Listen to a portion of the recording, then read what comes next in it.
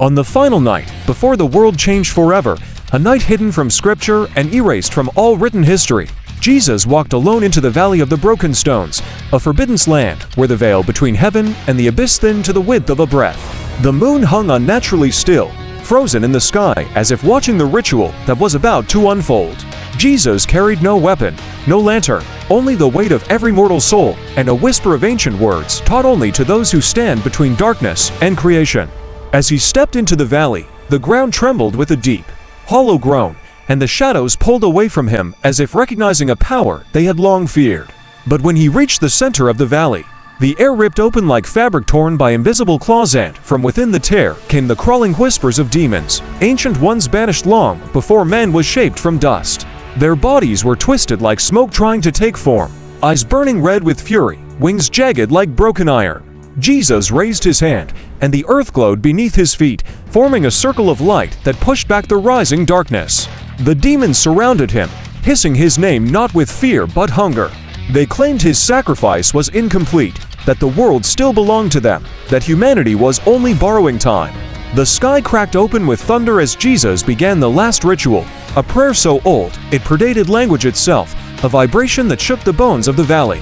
The demons lunged, clawing at the barrier of light, their screams echoing like 1,000 tortured souls. But Jesus' voice grew stronger, deeper, resonant with the power of the first breath, and the circle erupted into flames of pure white. The demons recoiled, but did not flee. They were bound to this ritual, destined to fight him one final time.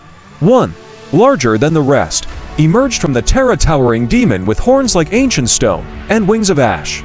This was Malachor, the first fallen, the destroyer of gates. He spread his wings and smothered the valley in darkness. Jesus stepped forward, the light around him bending like a shield. Malachor roared, shaking the mountains, proclaiming that the ritual could not save humanity, that darkness would swallow creation once the veil shattered. Jesus answered not with words, but with his outstretched palm, summoning a beam of holy fire that cut through the blackness.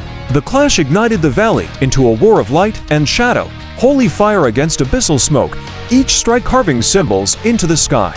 The demons swarmed, but the circle held, expanding outward as Jesus completed the final lines of the ritual. The veil screamed as it tore wider, then snapped shut with a violent explosion of light. One by one the demons disintegrated, pulled screaming back into the abyssal void, including Malachor, whose final roar shook the stars. When the valley fell silent, Jesus fell to his knees, not in defeat, but in solemn exhaustion. The ritual was complete. The veil was sealed for another age. And when dawn finally broke, the valley looked untouched, erased by divine will, as if nothing had ever happened.